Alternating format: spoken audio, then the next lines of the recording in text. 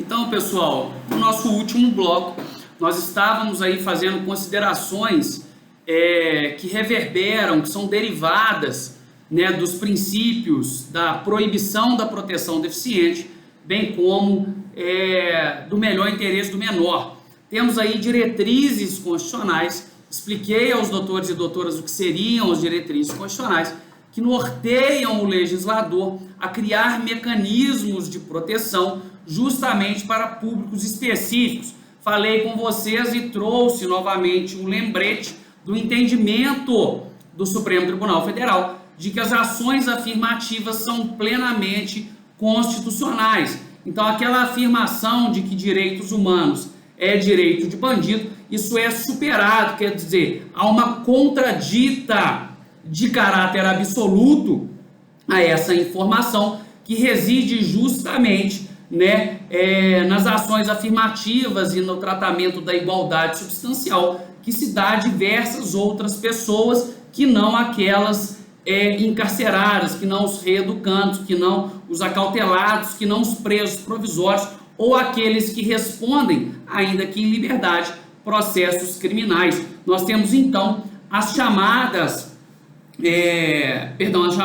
as ações afirmativas, que são mecanismos de proteção a todos aqueles que minoria em número, ou não, ou seja, não necessariamente a minoria ela é um entendimento numérico ou meramente numérico. Nós temos que fazer a leitura da conjectura de historicidade disso, não necessariamente essa minoria ela é numérica, mas de certa sorte a forma histórica de avaliação desses sujeitos faz a necessidade de incidir uma proteção especial, e não nesse sentido. A proibição da proteção deficiente nos direciona que o tratamento da criança e do adolescente é de todo e qualquer cidadão. Então, quer dizer, a sociedade como um todo deve se responsabilizar pela criança e pelo adolescente. Isso é muito importante, notadamente para a aferição de tipificações especiais, porque nós já tivemos, ou eu já tirei da percepção dos doutores e doutoras, de que o Estatuto da Criança e do Adolescente ele é destinado a constar as normas ou os delitos cometidos pela criança e pelo adolescente. Nós vimos que essa aferição, ou que essa afirmação, ou que essa assertiva, ela é falsa. Ela é falsa por quê? Porque, ora, o Estatuto da Criança e do Adolescente nada mais é do que uma normação protetiva à criança ou adolescente em situação de vulnerabilidade. Por exemplo, temos aí a previsão de adoção, colocação em família substituta e etc. Demais medidas aí de rompimento ou não do poder familiar. São situações todas em que traz um caráter excepcional de proteção da criança e do adolescente na esfera, muitas vezes civil, né? E ainda, na esfera penal, nós temos um tratamento dos fatos quando a criança comete, em tese, um ato infracional análogo a crime. Nós vimos então, e repito, o porquê de que a criança não comete crime. Bem, ela não comete crime porque nós temos em direito penal uma imprescindibilidade, quer dizer, é indispensável que se verifique o princípio da legalidade. O princípio da legalidade, ele exige o enquadramento perfeito da conduta do agente ao fato descrito pelo legislador como sendo crime. O princípio da legalidade, ele exige o enquadramento perfeito da conduta do agente ao fato descrito pelo legislador como sendo crime. Bem, nesse aspecto, o enquadramento leva a uma consequência, ou o enquadramento perfeito. Quando presentes o fato típico, ilícito e culpável, o enquadramento perfeito. Quando presente o fato típico, ilícito e culpável, leva a uma consequência. E essa consequência é a sanção penal. Essa consequência é a incidência do preceito secundário do tipo. O preceito secundário do tipo, ele traz para nós um liame mínimo e um liame máximo para que o juiz, atento ao princípio da individualização da pena, retire a pena de caráter abstrato e torne ela efetivamente a uma pena de caráter concreto. Então, nesse aspecto, nós temos aí a fase legislativa, a fase judicial e a fase administrativa de aplicação da pena, como eu já bem expliquei a vocês. Então, quando o legislador ele traz para nós um preceito secundário que é a consequência direta de quando há o enquadramento perfeito da conduta realizada pelo agente, há o enquadramento perfeito da conduta realizada pelo agente ao fato descrito pelo legislador como sendo criminoso, e nós temos aí, ou nós não temos, perdão, nenhuma excludente de ilicitude ou de culpabilidade, a consequência direta, claro, se o agente é, portanto, imputável,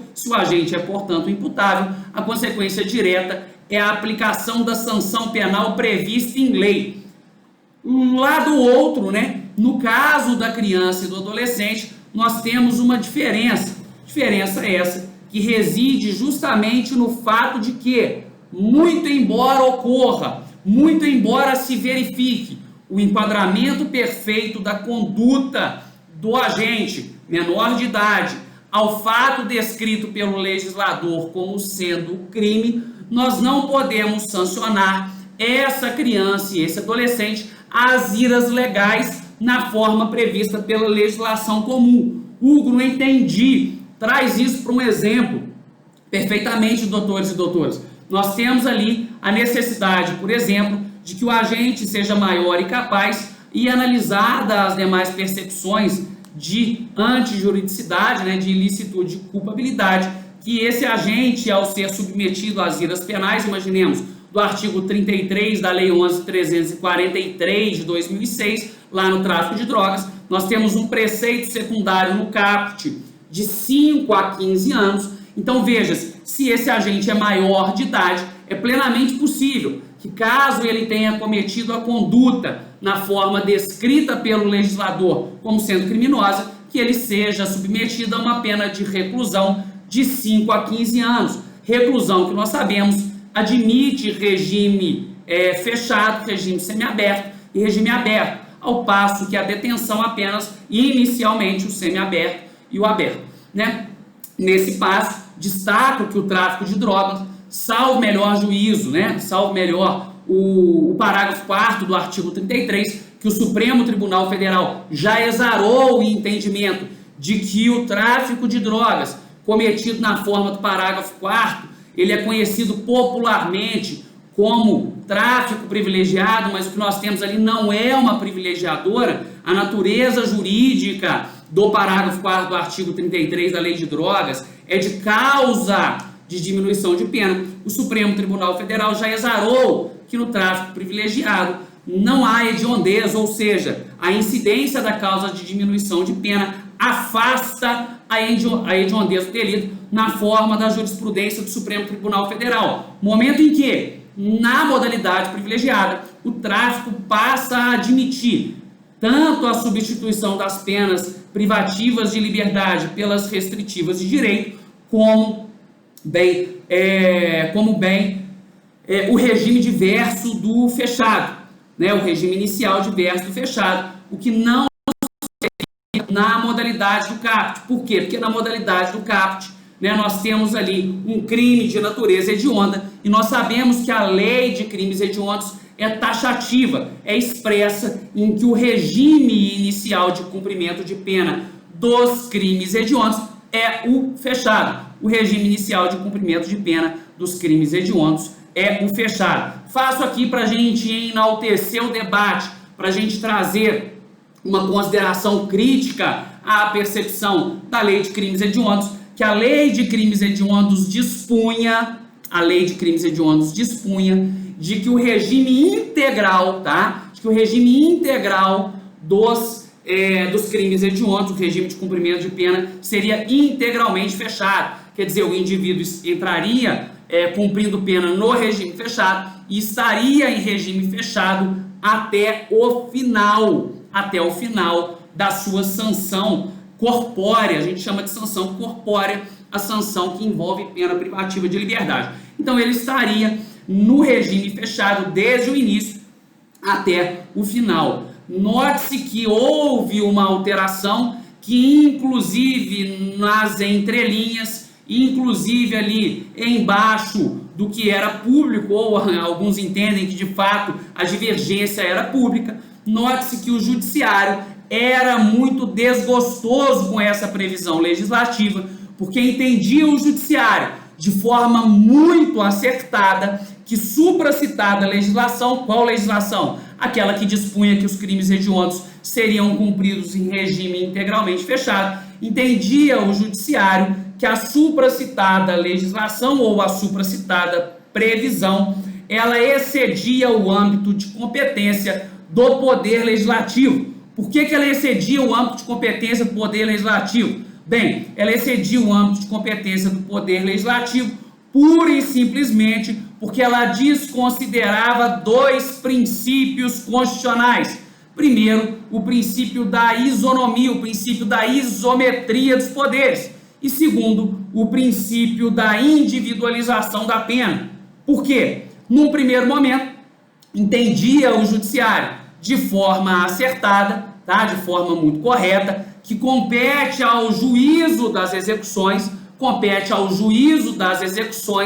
administrar a progressão de regime, na forma obviamente descrita em lei. Então compete ao juízo das execuções administrar a execução ou administrar a forma executiva da privação de liberdade, conforme dispõe lei específica na Lei de Execuções Penais, tá? Ao contrário, entendia também de forma acertada o judiciário que não só ao juízo das execuções cabia a decisão a respeito da progressão de regime. Não só isso, dizia o judiciário que o princípio da individualização da pena exigia que aqueles, por exemplo, com bom comportamento carcerário, sejam tratados de forma diversa daqueles de comportamento carcerário insatisfatório, ou daqueles que respondem ou são aí amargados de forma, inclusive, prolatada em decisão judicial, que amargam aí o reconhecimento de falta disciplinar de natureza grave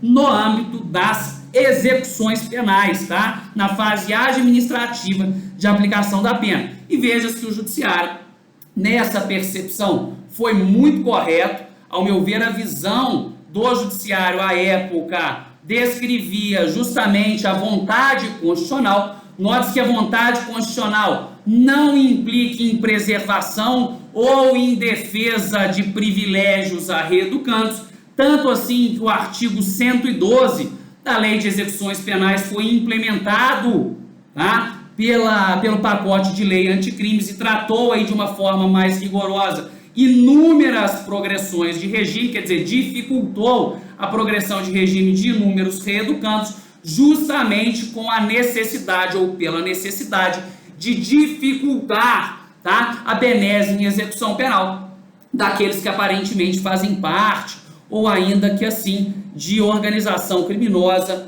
na forma da Lei 12.850 de 2013, ou que ainda que não façam parte da Lei 12.850 de 2013, que estejam ligados aí a crimes de repugnância internacional, que não raras às vezes fazem incidir a presunção de participação em organização criminosa. Presunção essa que não deve ser considerada absoluta. Nós precisamos de que no processo de juízo de mérito demande-se provas em desfavor do agente. A gente sabe que as provas são indispensáveis à coligação do elemento subjetivo.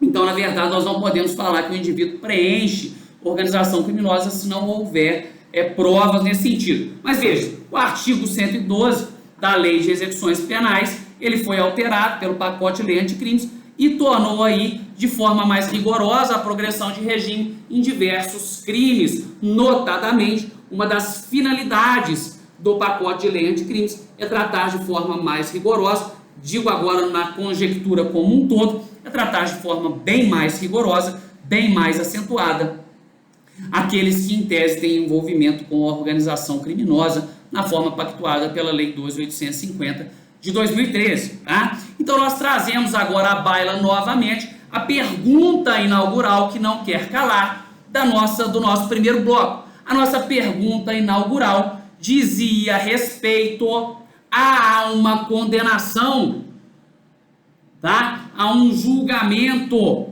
procedente de uma denúncia, de uma representação contra um menor. Então nós vimos lá que contra o menor de idade, quando do cometimento de ato infracional análogo a crime, que não vai ser possível aplicar o preceito secundário, que na verdade vai ser necessário aplicar os institutos próprios e especiais sancionadores do menor previstos na lei, tá? Na lei no Estatuto da Criança e do Adolescente. Necessariamente nós temos que buscar lá a forma de coibição e de sanção da criança e do adolescente e não no tipo penal em exame. Nós temos que contra a criança e adolescente não há denúncia do Ministério Público, a peça inaugural não se chama denúncia, a peça inaugural ela se chama representação e lá, ao final, essa representação ela é julgada procedente ou improcedente. Procedente, ela se aproxima de uma sentença condenatória. Improcedente, ela se aproxima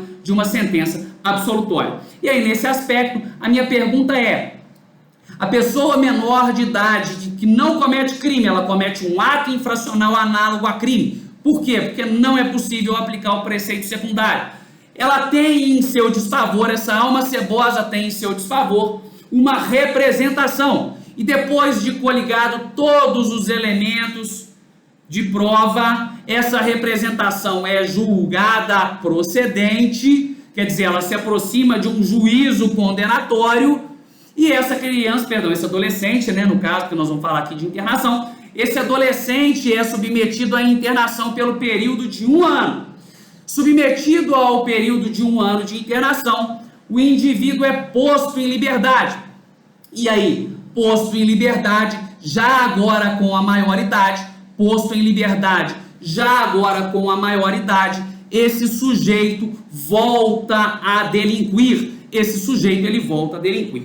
A minha pergunta é: essa representação julgada procedente em desfavor, essa representação julgada procedente em desfavor desse menor, ela reverbera de forma negativa ou ela pode acarretar desfavores processuais a esse infrator quando da vida adulta?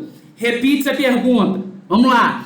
Esse adolescente com 17 anos, ele tem contra ele uma representação julgada procedente por ato infracional análogo a crime.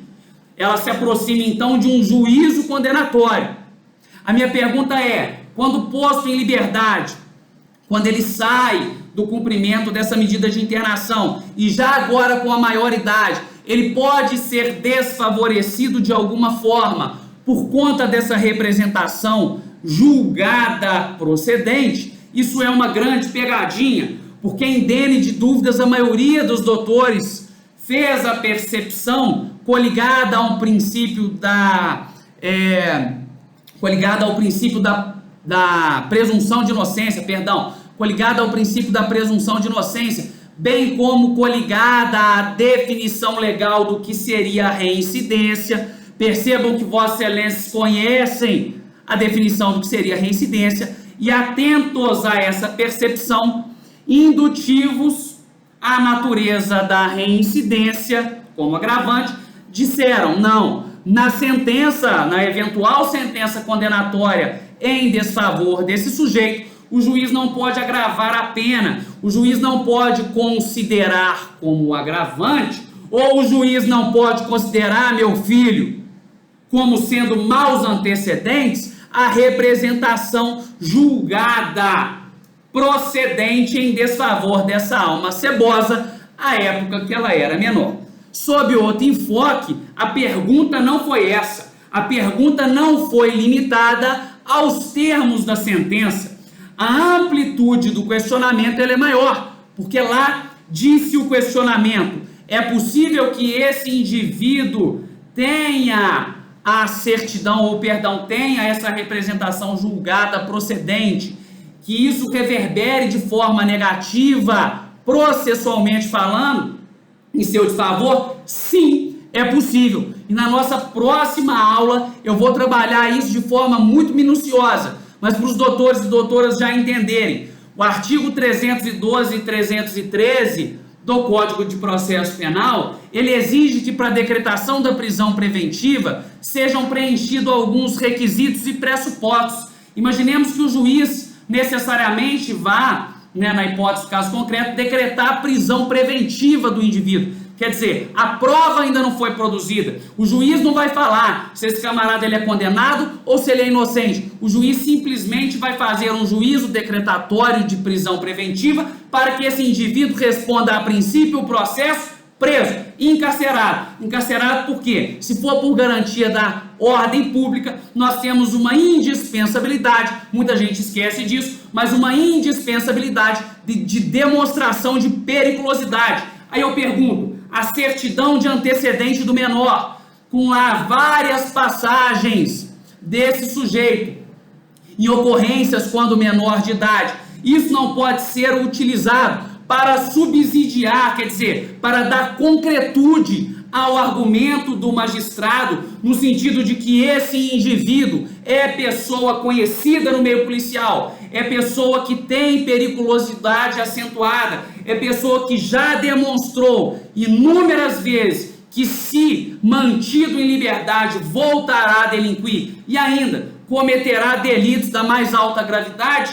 Plenamente possível que o juiz considere as passagens do indivíduo quando menor de idade para justificar a sua periculosidade quando da decretação de eventual prisão preventiva ou temporária. Fechou? Maluco, beleza? Próxima aula a gente continua. Um beijo!